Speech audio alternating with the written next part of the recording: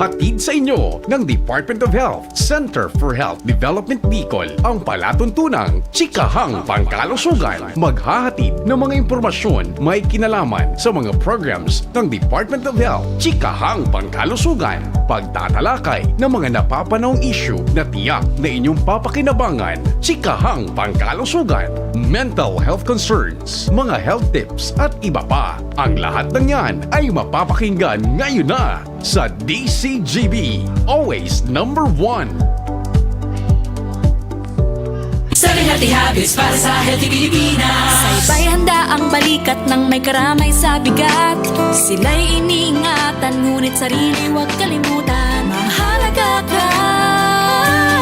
Dumit na yan, kalusugan ay unahin at mga nahin ng mamamayan ay healthy Pilipinas. Malakas sa magandang bukas ang bawat Pilipino sa mundo. Sa ulado mapitong ito, sa healthy habits go na go. Para sa healthy Pilipinas. Magandang araw, mga kachika, nakatutok muli kayo sa programa ng Department of Health Bicol Center for Health Development, ang Chikahang Pangkalusugan. Narito na naman po kami para pag-usapan ang mga latest na balita sa larangan ng medisina at kalusugan. Ako si Denise. At ako naman po si Nicole. Tama, tuwing Chikahang Pangkalusugan, ating binibigyang pansin ang mga napapanahong health events at health programs para sa kaalaman ng ating mga tagapakinig at pati na rin ng mga nanonood sa atin. Siyempre, binibigyan din natin sila ng latest na balita tungkol sa kalusugan. Ayan, so ang una nating balita ay nagkaroon nga ng Mental Health Congress or yung tinatawag natin na 9th Bicol Mental Health Congress in Legazpi City, Albay. So, according po to Mr. Buen Owogowog, Principal of San Jose National High School, pinag-usapan niya po ang mga aktibidad sa mental health sa kanilang eskwelahan. So, ang SGMHS po ay nagpo-provide ng mga mental health and psychosocial services or at materials sa mga faculty members po na binibigyan po sila ng kakayahan yung ating mga teachers para po ma-start yung class with mental health exercises or activities upang masigurado natin na yung mga students ay mentally and physically prepared po para to take yung kanilang class. So, the modules po includes a teacher's activity guide, mga comics po patungkol sa COVID-19, supplemental modules to the supporting, enabling, and empowering students or SEES manual, as well as yung fostering wellness, solidarity, and services na FWSS booklet po na ito ay nag-cater sa parehong English and Filipino versions. Samantalang si Ms. Cyrene May Bisa naman po ng Peer Rangers Organization ay inelaborate niya po yung Adolescent Peer Support Program, isang initiative po na ginawa in coordination ng Team Albay and Youth Organization or TAYO at recipient po ng Bicol University College of Education Values Education Community Outreach Program. Ang nasabing organisasyon po ay binuo upang masuportahan ang childcare and protection sa mga eskwelahan. Ito po ay sinisigurado na ang mga estudyante ng paaralan ay nasa isang ligtas na lugar o safe place. In his talk, Dr. Gibson Gabita naman po ang Medical Officer Chief ng Juan M. Alberto Memorial District Hospital ay itinalakay po ang participation at mga initiatives po ng kanilang ospital pagdating sa mental health related activities sa probinsya ng Catanduanes at sa buong rehiyon na rin po. Ang sabi po ni Dr. Gabita na ang JMAMBH along with 10 other hospitals and yung Rural Health Unit ng San Andres ay mga proud members po ng Wellness Warrior Squad or the Community Pod. So, Nicole, ano yung next natin na balita? Ayan, para ipagpatuloy ang usaping mental health na sa ginanap na 9 Bicol Mental Health Congress, Nagkaroon din ng mga pagtalakay ang mga local chief executives ng Tabaco City at Sorsogon City kung saan in-introduce nila ang kanilang best strategies at programs, pati na rin mga activities para ma-address ang pressing issues at challenges na kanilang kinakaharap or nai-encounter pagdating sa mental health and drug abuse landscape sa kanilang communities. Si Tabaco City Mayor Honorable Shelo Cristal Lagman Luisro ay kanyang shinare ang mga na-establish nilang programa at mga nade-develop nilang activities in relation sa community-based mental health programs ng LGU Tabaco. So, nag-invest po sila sa pag-create ng mental health-friendly environment kasi po naniniwala po si Mayor Crisel na ang pagkakaroon ng pagbabago sa environment ng isang tao ay mayroong importanteng role para magbago din yung behavioral actions nung taong or nung community nila. So further, si Sorsogon City Mayor Honorable Esther E. Hamor na inirepresenta po ni Dr. Jazel Sabdao Calleja ay nag-discuss naman po ng kanilang initiatives and programs to reduce drug-related cases sa Sorsogon City. So they have conducted a series of interventions po tulad po ng screening and assessment, collaboration and partnerships, at pati na rin po ang preventive education campaigns sa kanilang lugar. So they have also provided several training sessions para po magkaroon ng ma-develop yung skills ng mga persons who use drugs or tinatawag po nating PWODs, and nag-decide po na mag-disengage and makarecover from drug addiction.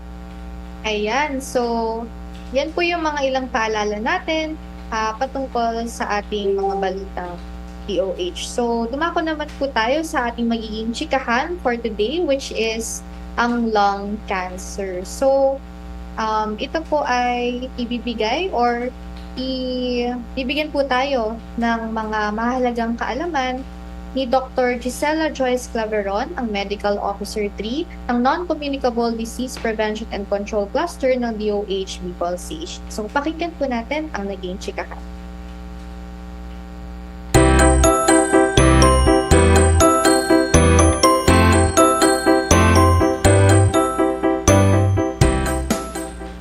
Magandang araw po sa lahat ng ating mga listeners. Welcome sa ating Chikahang Pangkalusugan. So for today's episode po ay mapapag-usapan natin ang patungkol sa lung cancer. Kasama po si Dr. Gisela Joyce Claveron, ang ating Medical Officer 4 at National Integrated Cancer Control Program Regional Coordinator ng Non-Communicable Disease Prevention and Control Cluster of the DOH Bicol CHT. Magandang araw po, Doc. Ayan, magandang araw din, Denise, at thank you for having me here sa ating Chikahang Pangkalusugan.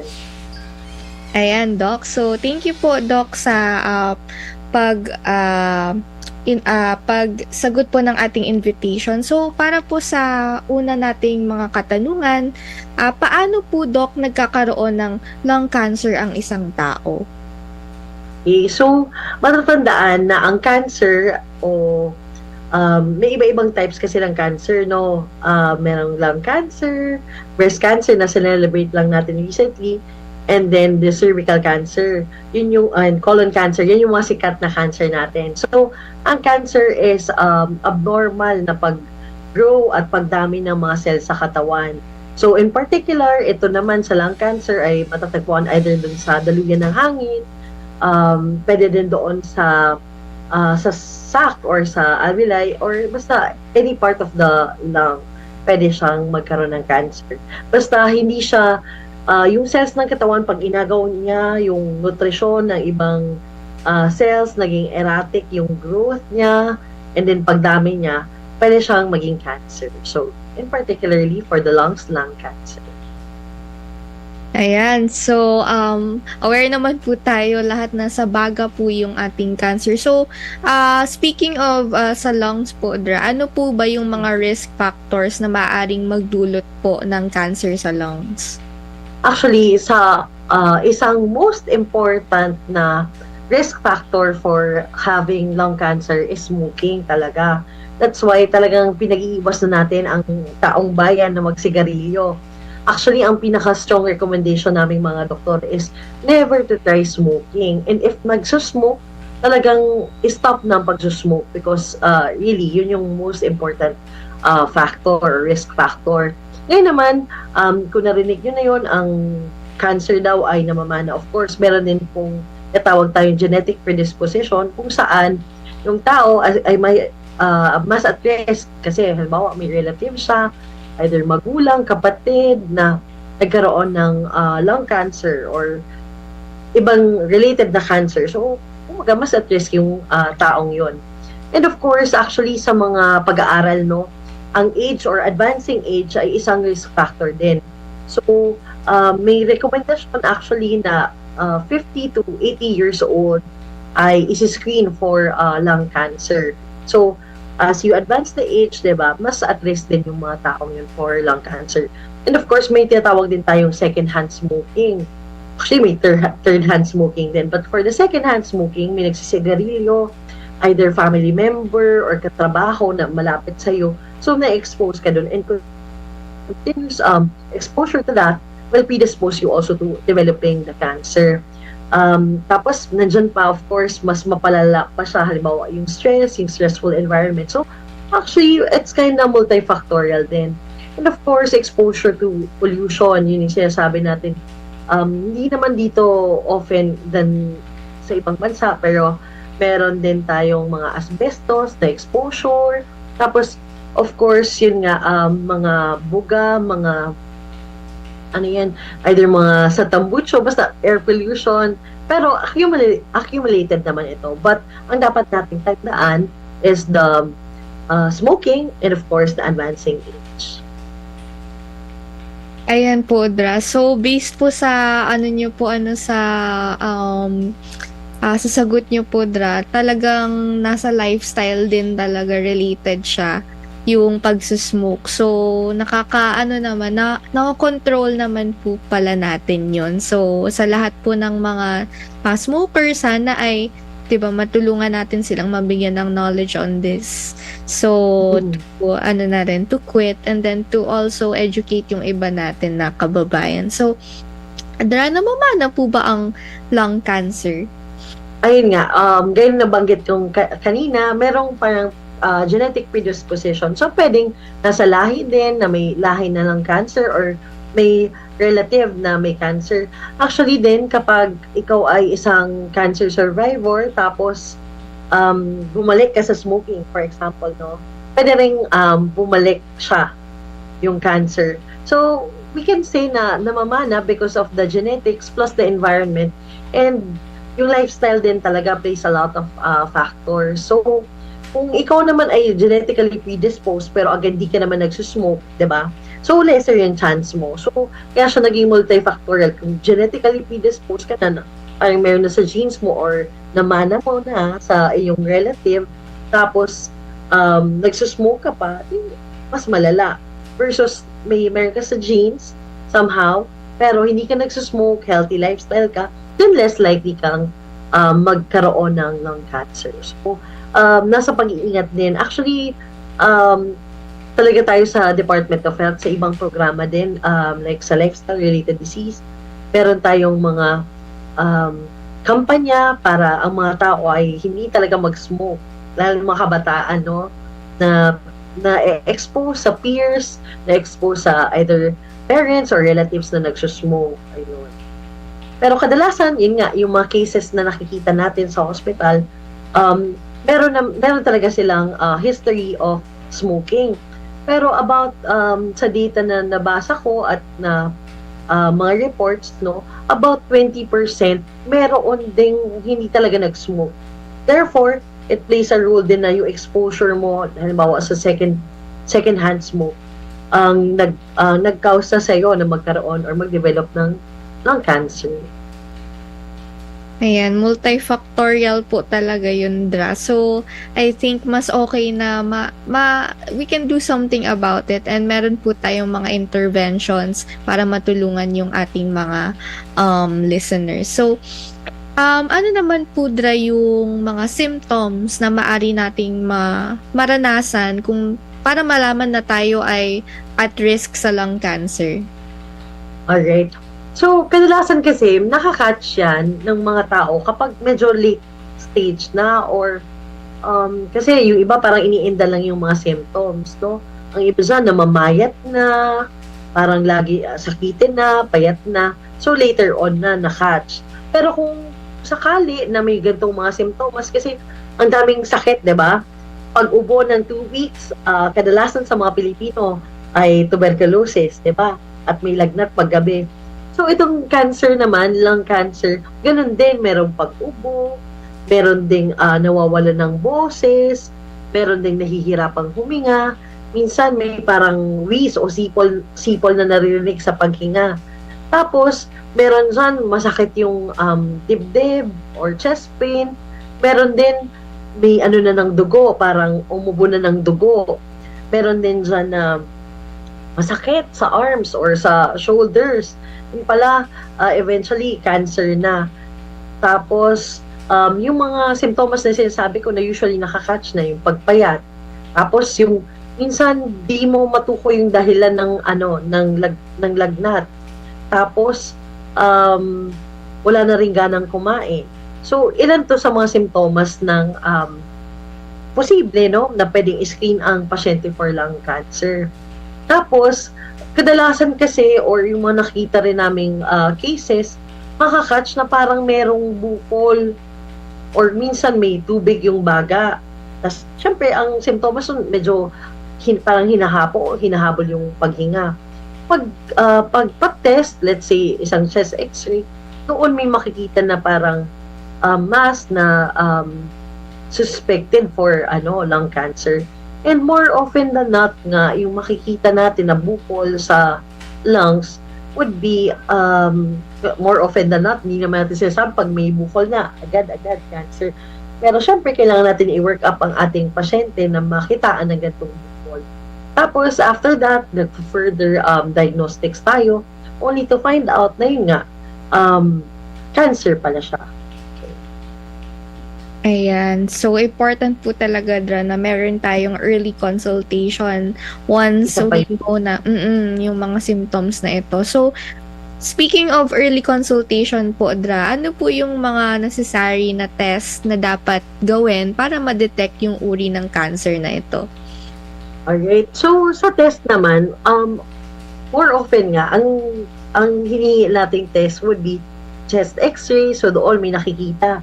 Tapos, nagpapa-CT scan din para makita. Actually, yung screening natin would be low-dose CT for this.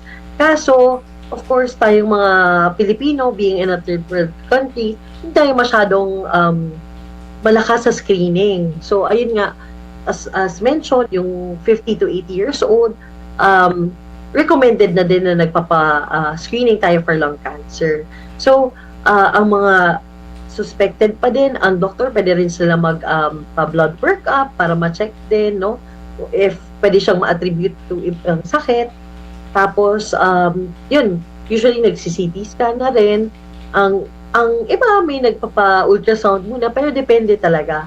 So, what we can do, halimbawa, may na-find out usually kasi, ang nag-x-ray tayo to catch the tuberculosis, may ganun ding mga programa or may mga ganun ding initiatives, no, especially in the communities. Tapos pag na-catch na may mass, saka nire-refer natin sa specialist or mga either pulmonologist, pwede rin tayo mag-refer sa medical oncologist. So, ganun siya. Pero for the basic test, yun muna, kahit chest x-ray, pag may suspicion, pwede tayo mag-CT dyan. Tapos, or other workups. May mga markers din, mga tumor markers din, pero hindi kasi siya readily available dito sa atin. So, very limited lang, no? Pero, makakatulong din ito para mas talagang magkaroon ng clear picture kung itong halimbawa bukol or fluids would be caused by cancer, lung cancer. Ayan. Thank you po, Adra. So talagang itong ating consultation or yung case-to-case basis po talaga siya. So we really need to undergo this. And saan po, Dra, pwede tayong pumunta ng mga health facilities? Okay. So ngayon, 'di ba, pinapalakas natin ang ating mga primary care facilities.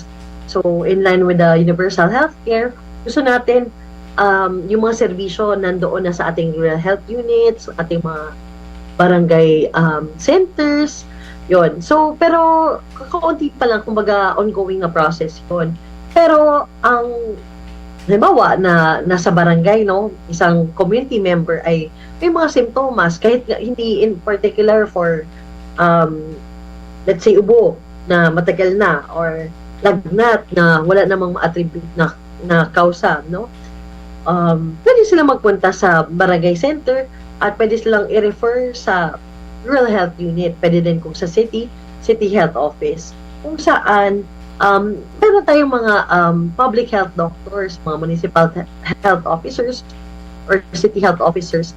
Meron din mga rural health physicians na capacitated or syempre, alam nila kung kailan kailangan mag-refer at talagang i-work up pa ang ating pasyente for possible lung cancer. So yun, yung mga serbisyo na basic ay available sa ating mga communities. Of course, sa mga hospital, nandiyan na din. Sa may mga capacity, diba? Ang ano kasi natin, referral natin would be from the rural health unit papunta sa district hospital. Kung wala namang district hospital na malapit, dun sa Apex Hospital. So, actually, ang health system naman natin, although challenging talaga ang konteksto nito, pwede tayong mag-refer dun muna sa ating after the district hospital to the provincial hospital and of course later to the regional hospitals and centers na natin, mas specialized na. Pero syempre gusto natin silang tulungan muna kung kayang ma-diagnose sa baba or sa rural health units, doon muna sila dapat makita ng doktor. Saka na lang i-refer sa ating mga specialist. Kasi gusto rin natin ma-decongest at yung talagang nangangailangan ng care dun sa ating specialty centers, yung mga cancer talaga, at iba pang malalang sakit, yun talaga yung mabibigyan ng specialized care. While those na medyo inaano pa lang, dinadiagnose, diba? Inaalam pa, could be, hopefully it's not cancer, diba? So dun muna tayo sa rural health units. But of course, pag may nararamdaman na po, huwag na po natin kimkimin ang ating mga sakit o nararamdaman at titiisin. Again, ang services na po ito na bigay ng ating gobyerno ay libre naman. No? Lalo kung sa public hospitals tayo. And of course, kung may capacity naman po para magbayad, andyan pa rin po ang ating mga private hospitals with cancer na services. So medyo marami na po yan at medyo dumadami na rin po yan sa Bicol region. In line po with that pala, kung yung mga confirmed na cancer cases naman, sa ating mga public hospitals, meron tayong tinatawag na Cancer Assistance Fund at yung CSP map kung saan yung mga gamot for yung mga chemo drugs natin ay libreng ma-avail ng ating mga mamamayan. Okay, so in Bicol pala, isingit ko na lang, no? So in Bicol region, saang may dalawa tayong sites for that would be BMC, Bicol Medical Center, tapos ang tawag sa kanilang cancer center is Regional Cancer Center. Dito naman sa atin sa Legazpi na area, Daraga area would be ang Bicol Regional Hospital and Medical Center. Nandiyan naman ang Bicol Cancer Center. So both yan talagang nag-cater to our cancer patients. So of course, ang mga cancer patients natin, let's say lung cancer patient, ay coming from different municipalities, different hospitals, no? Minsan nakakatch sa private tapos walang capacity or kumbaga na-exhaust na ang kanilang needs, pwede natin silang i-refer doon o magpa-refer sa kanilang mga oncologist. No? So, kumbaga, merong tutulong po sa kanila in terms of providing the services for our cancer patients. Yan, Yun. thank you so much, Doc. It's so nice to know na ganun po pala na well-established yung network natin for cancer care, and then talagang accessible na rin siya sa mga rural health units and barangay centers. So, meron na rin tayong referral system na talagang working hand in hand po tayong lahat for lahat ng mga stakeholders for this talagang lung cancer po na care. So, yan po muna dry yung ating mga first set of questions. So, magbabalik po ang Chikahang Pangkalusugan para po sa second set at makakasama pa rin po natin si Dr. Gisela Joyce Claveron.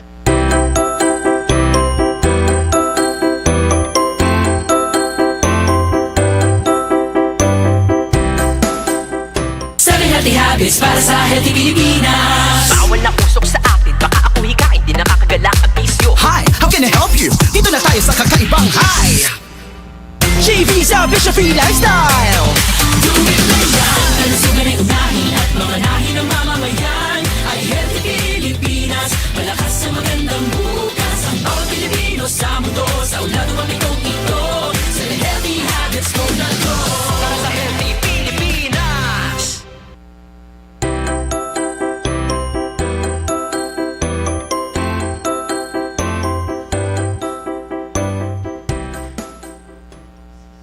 At nagbabalik po ang Chikahang Pangkalusugan at kasama pa rin po natin si Dr. Gisela Joyce Claveron para pag-usapan ang lung cancer. So, Doc, kanina po na pag-usapan natin yung mga mas basic questions ang lung cancer tulad ng yung mga risk factors, kung namamana ba ito. Ngayon naman po, Doc, paano naman po natin mapaprevent ang lung cancer? Okay, of course, yun nga, nabanggit natin kung ang most important risk factor ay smoking, anong pinaka dapat gawin? Alisin ang smoking sa picture.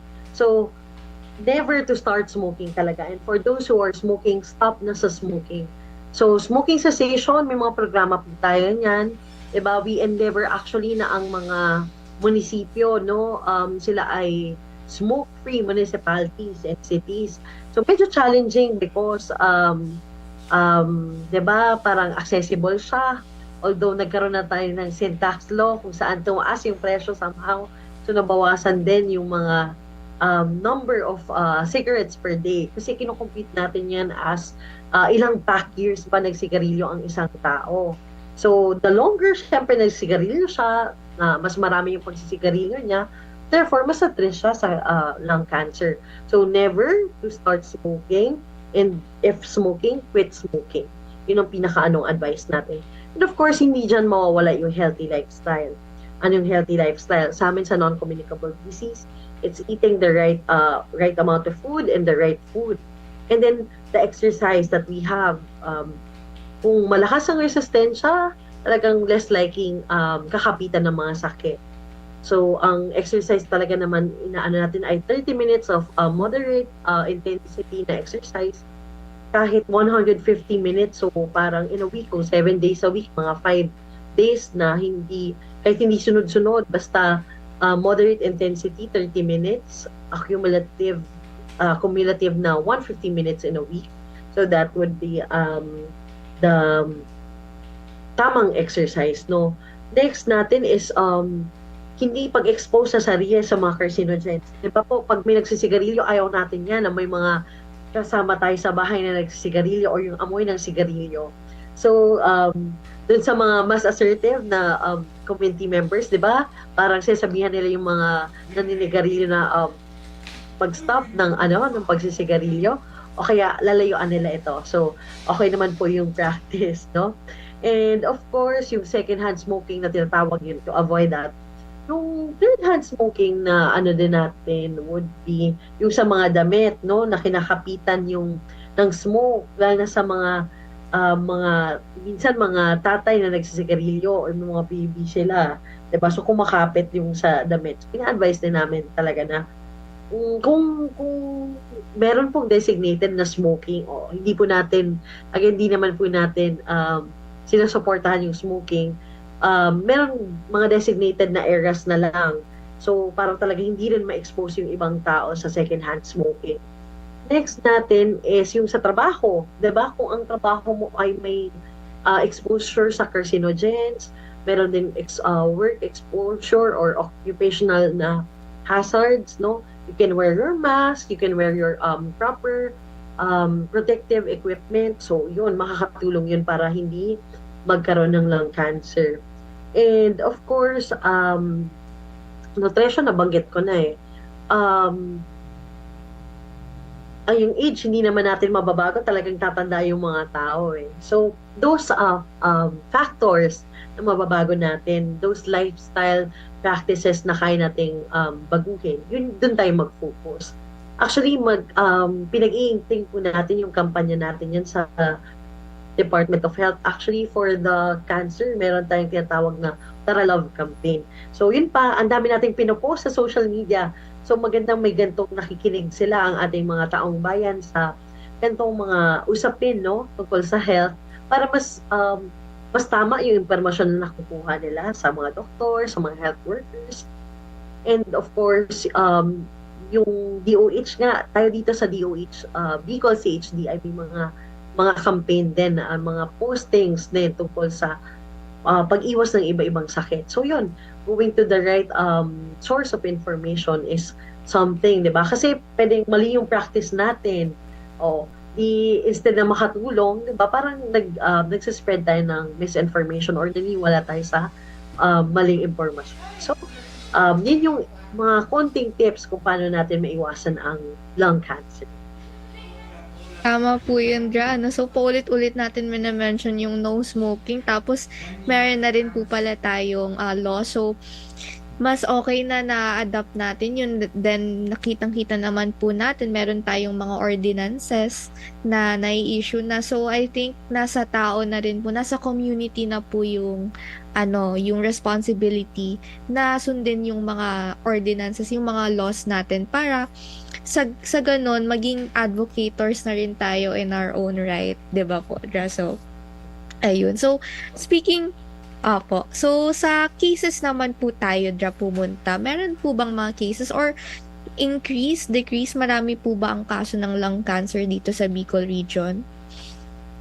So far po, sa cases natin, meron kasi tayong dalawang cancer centers dito sa Bicol region kung saan tayo kumukuha ng data ng ating mga iba-ibang tipo ng cancer, no? So, meron kasi tayong cancer registry na tinatawag.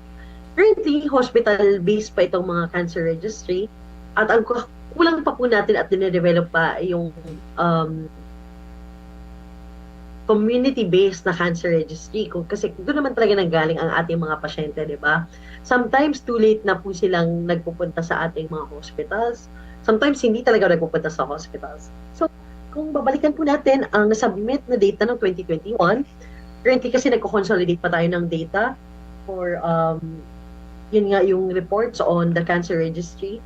Ang PMC, kung saan nandoon na ang Regional Cancer Center, nag-report noong 2021 ng 28 cases of lung cancer. So, this comprises po 3% of the total nilang nasubmit na cases, which is 814. So, lung cancer doon ay 3% lang. Pero po, sa atin naman pong Bicol Cancer Center dito sa BRHMC, meron tayong 31 cases of lung cancer. Doon po sa total ng 1,751 na submitted number of cases nila for the different types of cancer. So, matatandaan po na may iba-iba rin tayong types ng lung cancer. So, of course, dito po sa ating reporting, nakabuo na po siya as to lung cancer lang. Para na lang din po sa kaalaman, it would be nice to know po na mayroon tayong types of cancer, yung tinatawag natin small cell lung cancer at ang ating non-small cell lung cancer. So, mas maraming porsyente po or 85% po niyan is yung non-small cell lung cancer kumpara doon sa small cell lung cancer. So, anong pinagkakaiba niyan? Yung small cell lung cancer, yun yung medyo mas mahirap i-treat, mas mabilis mag-grow or lumala. So, somehow, nababalance ng nature yung 85% may somehow, mas kaya siya, no? So, meron naman po kasi depende rin sa stages, no, kung nasaan ang pasyente.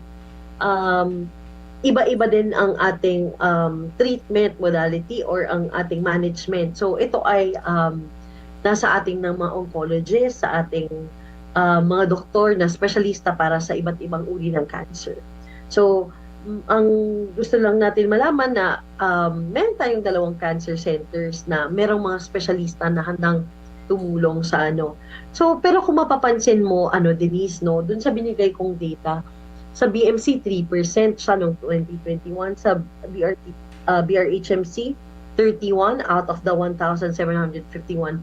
Ang totoong picture nito and the Globocan, yung study noong at least noong 2020, actually si lung cancer sa lalaki, siya yung number 1. Sa males of all stages ng cancer, ang number 1. Tapos sa female, actually ang lung cancer pumapang-4 lang. Ayun. Pero dito sa ating picture, no, sa na-submit sa mas prominent po siya sa males. Oo, sa males. Bakit? Somehow, di ba? Ang nakikita natin, mas nagsusmoke. Di naman tayo judgmental sa mga lalaki. But then, mas nakita natin ang smoking practices in males. Di ba? Than females. Yes. So, yun naman, dito lang sa data natin, locally, maaaring meron tayong underreporting pa. Ibig sabihin, yun nga, yung mga pasyente natin na may lung cancer, pwedeng hindi sila umaabot sa hospital. Diba? Pwedeng hindi na nila natatanggap yung gamot, hindi sila either nakapag-chemotherapy, radiotherapy. Pwede rin naman kasi yung surgery, pero for those na very maliit pa lang yung halimbawa bukol, o kaya those na depende sa treatment plan na madidiscuss ng specialista natin, ng mga oncologist. So yun, medyo siya talaga. Actually, ang pag-treat ng cancer, multidisciplinary din siya, no?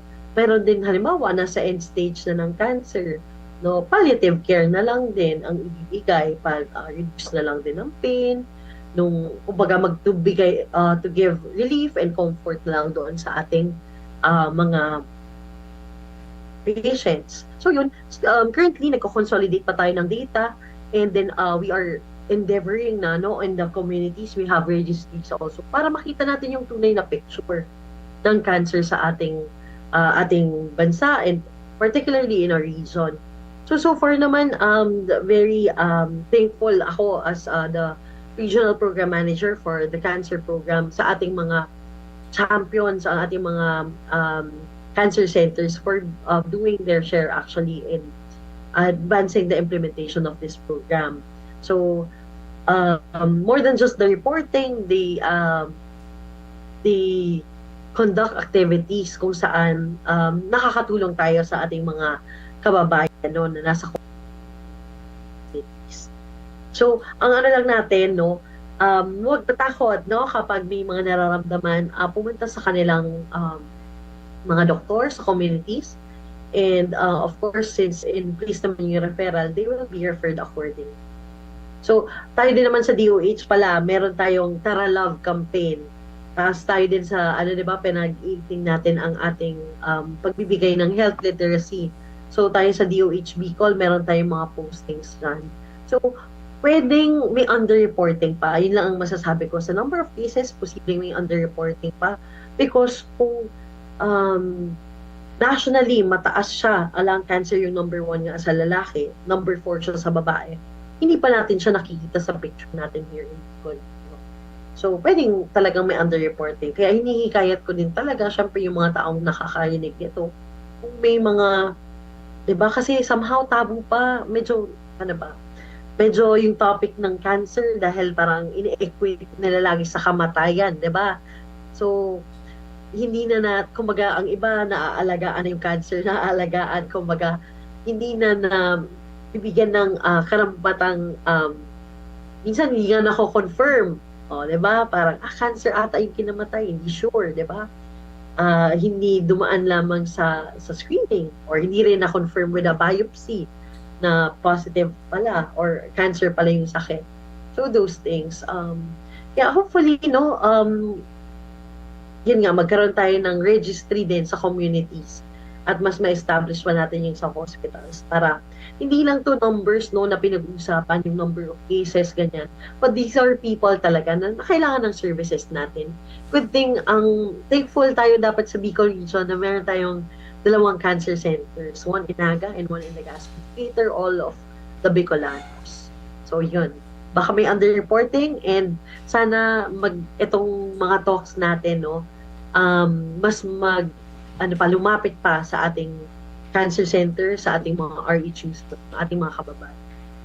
Ayun. Kendra, thank you so much po. Diyan natin nakita yung power ng statistics dyan sa pagsugpo ng lung cancer kasi without that, hindi natin ma-identify yung bigger picture talaga. So, bukod po dyan sa na-mention niyo po na campaign natin, may mga iba pa po ba tayong upcoming activities or any activities po na ginagawa natin sa CHD tungkol po sa lung cancer? Ayan. So, in accordance muna kasi meron na, maswerte tayo, no, sa programa na ang ating national government, pinag-iigting na rin yung effort sa cancer program. So, in fact, meron tayong loan na on the cancer program. Ang tawag dito ay National Integrated Cancer Control Act or Republic Act 11215. So, actually, kaya sa Tara Love campaign, di ba? Love. Ito ay napermahan noong February 14. So, Valentine's Day talang love, no? February 14, 2019. So, it has been, 4 years na since. So, talagang medyo baby pa, no? But it's something na talagang sinistrengthen natin para mas makatulong pa sa maraming tao. So, meron tayong Tara Love campaign. Gaya nito, pagbibigay ng kaalaman sa mga tao na huwag matakot sa usaping cancer. Ikalawa, yung mga improve health literacy, yung mga pinupost natin. So in particular, kung ano ang mensahe sa taas, yun din ay kinakaskade natin sa baba. At tayo naman sa Bicol Region, di ba? Meron tayong, naglalabas tayo ng mga brochure, mga pamphlet, mga information education campaign materials para mas makapagbigay alam sa mga tao and mas malawak yung reach, di ba? And having discussions like this one, no, mga chikahang pagkalisugan is very nice, no? Tapos, in the setting pa nationally, nagkaroon din tayo ng clinical practice guidelines on lung cancer. So, makakagamit nito. Of course, our hospitalists, even our doctors in communities, mga sa RHU, pwedeng magamit ito. Kasi parang somehow, andun pa rin yung sa standards, no? But then yung practice na akma dito sa setting natin sa Philippines. And of course, tayo naman, no? So, meron tayong mga cancer coordinators sa provinces. So, in our 6 provinces, may cancer coordinators tayo. And the different cancer coordinators, they have municipal coordinators. So, parang nakikita mo, Denise, yung sistema, no? From the national to the regional to the provincial and municipal. Tapos doon natin binababa yung mga activities and programa. And of course, tayo din may sarili tayong initiatives sa Bicol Region. So, dati, nung early part of this year, syempre, mas malakas ang pag-implement ng programa kung meron tayong mga tawag dyan, polisiya, mga ordinances, meron din tayong mga galing sa ating mga mayor, di ba? Mga EOs, kung saan nakikita yung suporta sa cancer program. So, nagkaroon sila ng online training sa DOH Academy. Yung mga coordinators natin nag-attend noon. Actually, invited din noon. Pwede noon mag-attend or kasi online lang naman yung ating mga politicians, no? Ang mga policy makers para mas masuportahan nila at malaman nila yung tungkol sa cancer program. So, nagkaroon tayo ng ganun. Tapos, upcoming naman, kaming mga coordinators, may nag-usap-usap ulit kami kung paano natin mas mapapaganda yung implementation ng cancer program dito sa Bicol Region. And definitely, na-connect na natin ang ating cancer centers natin to our provincial coordinators and then yung mga hospitals din, yung mga coordinators, may cancer coordinators din sila So, napag-connect natin. Kasi kung may gap or may disconnect, mahirap i-address yung problema ng cancer. So, yun yung una nating pinag-igting, no? Ang coordination and referral with them.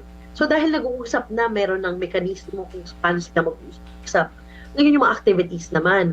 So, kasi yun yan, as nabanggit ko kanina, yung for lung cancer, kasi ang screening dito, yung low dose CT nga, hindi siya masyadong parang practical sa Philippine setting. So, ang pwede natin, meron din programa kasi na nagpa-provide ng free chest x-ray. May mga ganun munisipyo.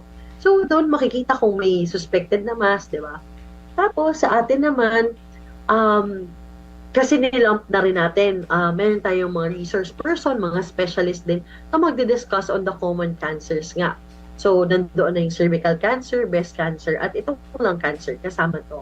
So, although online din siya na activity, no, definitely, at saka siksik lang siya in a day, meron pa yung makukuhang mga vital information regarding these different cancers. So, yung mga common cancers that we have here. So, yun. What else? Definitely, coordination with the different cancer centers, no? Yung pag-strengthen natin ng Cancer Assistance Fund and CSP MAP, no? So, recently lang po, nagbaba from the national at tayo sa region, binaba at distribute sa ating mga cancer centers yung allocation nila on chemo drugs. So, yun po, again, meron tayong Cancer Assistance Fund, itong PMAP din, no? Yung mga gamot na chemo drugs na magagamit ng ating mga cancer patients. Yung Cancer Assistance Fund, actually, pwede nga siya magamit hindi lang sa pag-confirm na cancer, doon during the process of dun sa workups, no? Pwede siyang magamit. Napakaganda niyan. So, kung ang pwedeng gawin ng ating mga kababayan is magpunta doon sa mga cancer centers, diba? To know more about these programs, no, and activities pa. And actually, yun nga, sabi ko, di ba, yung ating mga, kasi tayo sa, more of, nasa technicals, but then our hospitalists, yung ating mga cancer centers, they really reach out, they have this similar activities kung saan nagdi-discuss sila on cancer, different cancers, sinasabayan yung ating observances, di ba? Pag October, nagkaroon tayo sa breast cancer, so nagkaroon ng activity, ang BRHMC. So definitely our DOH retained hospitals are part of the Department of Health Bicol CHD in terms of implementing the cancer program activities. So katuwang natin sila dito. And doon talaga mapalalakas pa natin kung ang ating mga nasa munisipyo, no, na mga coordinators will also have the initiative, no, na come up with activities. At pero definitely may mga ganun na Denise, no, na i-invite tayo ng mga capacitated talagang proactive nating coordinators na meron silang certain activity on screening on this type of cancer, meron silang talk like this on lung cancer, on breast cancer, and iba-iba pang cancer. Ito kasi yung mga common lang na cancer natin na meron. But definitely may observances tayo, sinasabayan nila tayo sa pag-conduct ng activities. So, sa atin with CHD, hindi tayo natatapos lang sa technical assistance, pag-capacitate nga sa kanila. Yun din, nagkakaroon tayo ng mga activities or initiatives, no, na sarili natin. Hindi naman kailangan lahat na activities natin, di ba, magastos. Itong activity na Chikahang Pangkalusugan is something na pwedeng pasukan ng different programs in terms of the different cancer types, no? Kung kailangan nyo, we can clear our schedules for that. So parang ganun siya. And definitely as evidence naman, no, talagang nakita natin na hindi lang siya yung problema sa health, hindi lang siya ng isang agency or ng DOH. Meron siyang multi-sectoral na approach, no? Lagi tayong may kasama ng mga NGOs, no? Gaya ng sa cervical cancer naman, kasama namin yung JEPIGO. Of course, our hospitalists din, mga champions namin sa pagsugpo ng cancer andyan. So talagang concerted effort siya ng lahat. And it's something na gusto natin talagang pag marami ang nagtutulong-tulong, mas malaki ang epekto, no? Pansin mo yun, please. Yes, So, wala tapos ngayon multi-sectoral as you said, ja, 'di ba?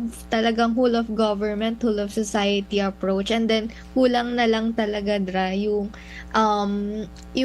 reaction or yung ano ng community, yung tulong ng community kasi we really do pati yung health education din po sa kanila. So, I hope na talagang ma-reach natin yung community lalong-lalo na po yung mga yung at risk po natin na mga individuals. So, take home message na lang po for our listeners.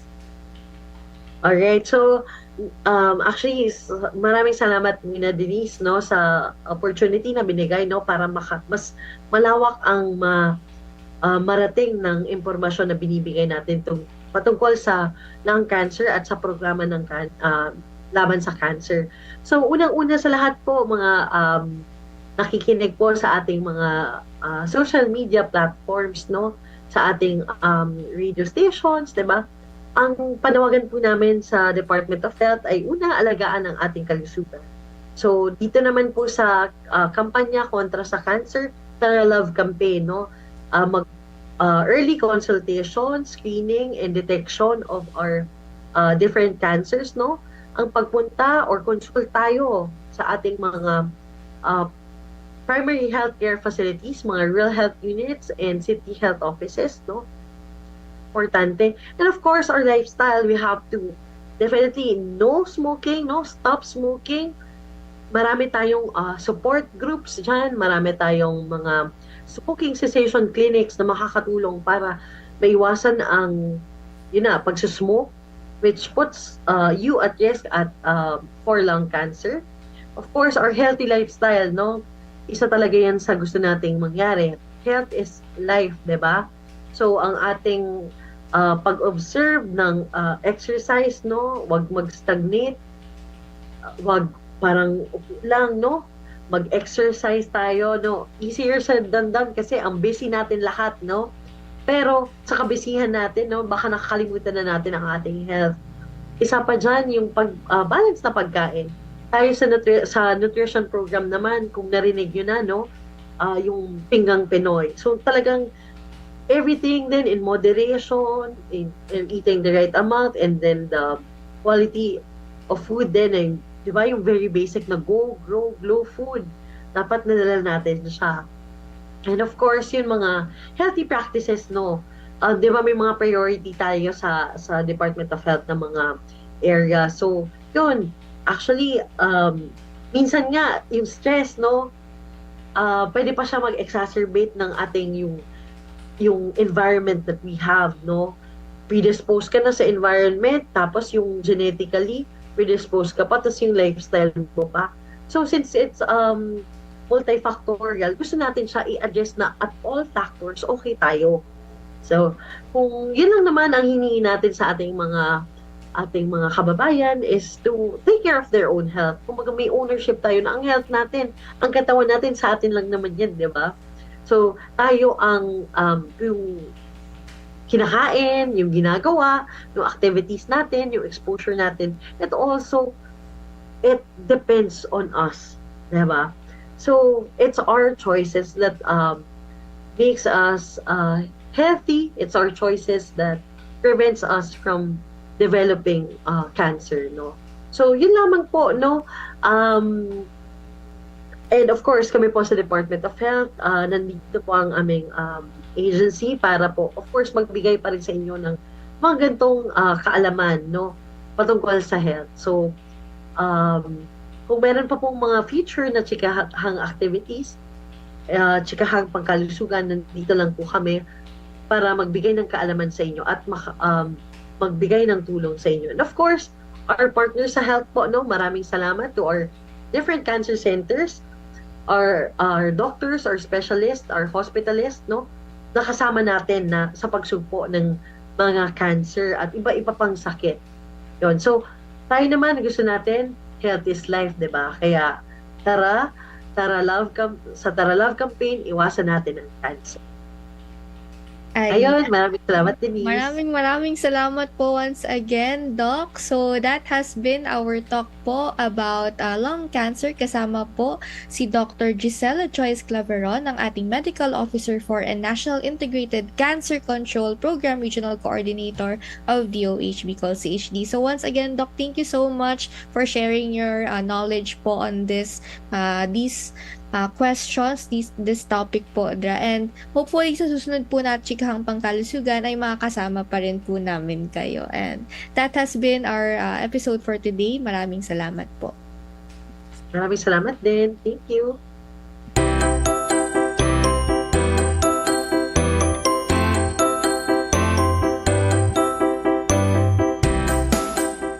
Seven healthy habits para sa healthy Pilipinas. Sa iba'y handa ang balikat ng may karamay sa bigat. Sila'y iniingatan, ngunit sarili huwag kalimutan. Mahalaga ka. Dumit na yan, kalusugan ay unahin at mga nahin ng mamamayan ay healthy Pilipinas. Malakas sa magandang bukas ang bawat Pilipino sa mundo. Sa ulado mapitong ito, sa healthy habits ko na to. Para sa healthy Pilipinas. At yan nga po ang naging chikahan natin patungkol sa lung cancer kasama si Doc Gisela. So, sana po ay marami kayong natutunan patungkol sa usapin natin sa lung cancer at sa pag-prevent and pag-control po nito. So, dumako naman din po tayo sa isa ring importanteng segment, ang mental health exercise kasama si Miss Nicole. Yan, maraming salamat po Ma'am Denise. So, dumako po tayo sa ating mental health exercise online at bigyang pansin po natin ang ating mental health sa tinatawag po nating Kamusta Ka? Urong Kita mental health exercise. So, meron po tayong culture dito sa Pilipinas kung saan palagi po tayong sinasabihan na maging mabait tayo sa ating kapwa, sa ibang tao, dapat palagi pong, alam yun, yung mabait pagdating sa ibang tao. Growing up, palagi po natin tong naririnig sa mga magulang natin. Kaya ngayon, na malalaki na tayo, kapag nakakakita tayo ng ibang tao na malungkot, we always try our best na makinig sa kanila at mapagaan yung pakiramdam nila. Ngunit, have you ever thought about being kind to yourself? Sa ilang taong tinulungan mo at nagpakabait ka, naisip mo man lang bang maging mabait sa sarili mo? So, kapag nakikipag-usap tayo sa kaibigan natin, sa katrabaho, we always say the nicest things and offer them advices kapag may pinagdaraanan sila. So, pwede din po natin yung sabihin sa sarili natin. So, kapag may pakialam ka sa ibang tao, nagbibigay ka sa kanila ng mga regalo o kaya nagbibigay tayo sa kanila ng oras para makasama sila. Pwede din po natin gawin yon sa ating sarili. Ang pagiging mabait sa ating sarili ay isa sa pinakamalaking tulong na maaari nating ibigay for ourselves. Tandaan dapat natin na we are worthy of love, kindness, and care na ibinibigay natin sa ibang tao. We must build a good relationship, hindi lang sa ibang tao, but also with ourselves. So, meron po tayong yung love language daw. Ito po yung isang klase ng pagmamahal na gusto po nating matanggap mula sa ibang tao. So, this time, meron po tayong tinatawag na self-language or ito po yung something na ibibigay mo sa sarili mo. So, una po dito, yung acts of service. Pwede po natin gawin na mag-rearrange ng closet natin, magluto ng pagkain natin, or kaya aralin isang bagong skill na makakatulong sa atin. So, para po sa mga nagnanais na makakausap, maaari po tayong tumawag sa Kagawaran ng Kalusugan, Bicol, sa Kamusta Ka? Tara, usap tayo at handa po kaming makinig sa mga sumusunod na mental health helpline. So, Smart, 0919-583-4322 at 0960-285-3627 or mag-email po kayo sa dohchd5mentalhealth@gmail.com at mayroon din tayong NCMH Crisis Hotline sa numerong 1553 at ito po ay Luzon-wide, landline at toll-free. Mayroon din po tayong Lusog application or Lusog Isip application na maaari nyo pong i-download sa inyong mga mobile phones. Ayan, so bukod pa po dyan, kung gusto po natin magpa-check up or humingi ng tulong, maaari po tayong lumapit sa ating rural health units or city health office. So, sa muli, ako si Denise. At ako naman po si Nicole at sa Chikahang Pangkalusugan, lagi namin pinapaalala na Makisama, iwasan ng sakit. palakasin ang resistensya. Magandang tanghali po sa lahat. Minsan, nagutom si Scott. Junk food o pinggang Pinoy? Pinggang Pinoy! Minsan si Scott after work, inaya ng barkada, party o exercise? Exercise! Minsan yung pamangkin ni Scott, pababayaan walang bakuna o pababakunahan? Pababakunahan! Para katawan ay laging win, healthy habits ang sundin.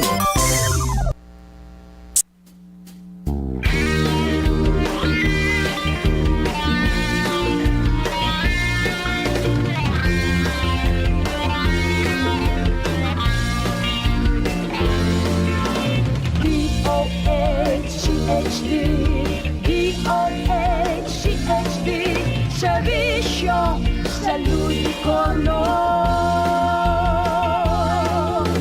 Na ako, kita gabos, magtarabang, magkaigwang maray na salud. DOH may dekalagad na servisyo. Magaling dulog ko nagtatawag nagpapadabang. Abangan ang susunod na Chikahang Pangkalusugan dito lamang sa DCGB sa susunod na Martes, alas 11 hanggang alas 12 ng tanghali. Makialam, makisama, iwasan ang sakit, palakasin ang resistensya. Ang Jim's Coffee may bago pre, may twin pack ng kanilang kape. Masarap inumin, may variant pa, Korean ginseng at spirulina. Jim's Coffee Mix, may twin pack na ngayon na pasok sa ating budget. Jim's Coffee Mix, ang twin pack na siguradong inyong magiging favorite. Jim's Coffee Mix, may twin pack na ang Jim's Coffee Mix. May plus ka sa life. Mabibili ang twin pack ng James 3+1 Coffee Mix with Ginseng at James 3-in-1 Coffee Mix with Spirulina sa Shopee, Lazada at sa mga supermarket, groceries, convenience store, drugstore at sari-sari store sa inyong lugar. Hello, Nanay Jody. Oh, may kalentura ka raw. Iyo po, kulog pati kan payo ko. Daiman kaya nag-asir sa bulong ko. Padalan kita ng Biogesic. Magaling sa sakit ng ulot lagnat at iwas pa sa posibleng side effects. Oh, salamat po. Yan ang Biogesic. Jody Santa Maria po. Ingat! Unilab yan. Paracetamol is a generic name of Biogesic. If symptoms persist, consult your doctor. For everything that's true, count on GSM Blue. Let true things come